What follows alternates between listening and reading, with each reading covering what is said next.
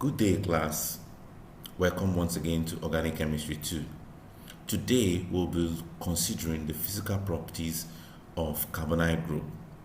We'll be looking at the boiling property, the melting property, and also the solubility. The boiling property of a liquid is the temperature at which its vapor pressure equals the pressure surrounding the liquid and the liquid changes into a vapor. When we said in our previous class that the carbonyl group has the carbon and the oxygen, which creates a kind of polarization with the carbon having slightly positive charge and the oxygen having slightly negative charge. So when two carbonyl groups interact, of course that is in the case of boiling point, for example, it creates a dipole-dipole attraction. That attraction is strong and it requires energy to be able to break that bond. That is why aldehydes and ketones have higher boiling point compared to alkanes or ethers.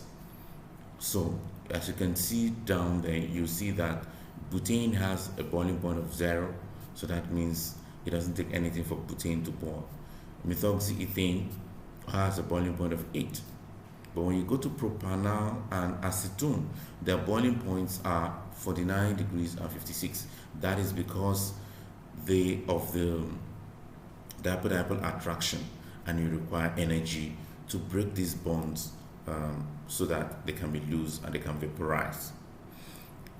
We'll be looking at the melting point. The melting point is that temperature at which a compound containing carbonyl group transitions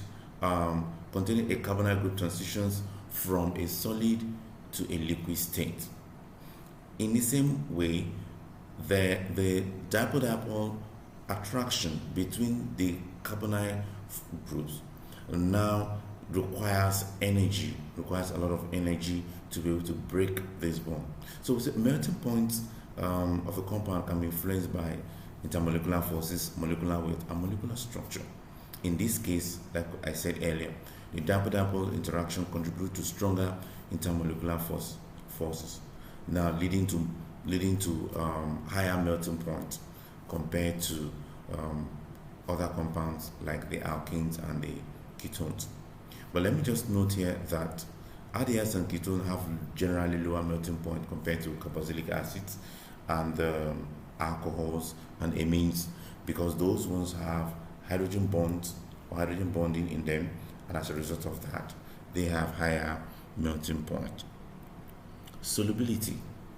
Now, solubility has to do with the ability of a substance to dissolve in another substance. We can see that the aldehydes and ketones don't have hydrogen bonding because they don't have any because the functional group is carbon and oxygen. However, they can bond with hydrogen containing substances like water. How is this done?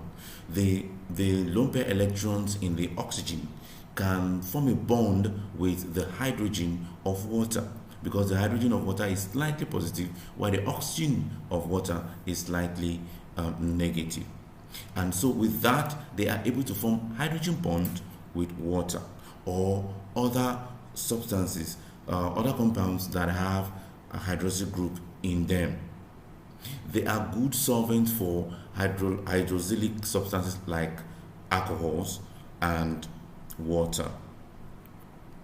Also, the aldehydes and ketones are able to dissolve or are soluble in water up to 4 carbon atoms. But as the hydrophobic region increases, their solubility also decreases. This is because the alkyl groups, which are hydrophobic in nature, becomes more in the system, and as a result of that, it crowds the hydrogen bonding aspect or the hydrophilic region, and as a result of that, there is a decrease in the ability of the carbonyl group to form hydrogen bond with water. So we say in essence that water solubility decreases as the size of the molecule increases.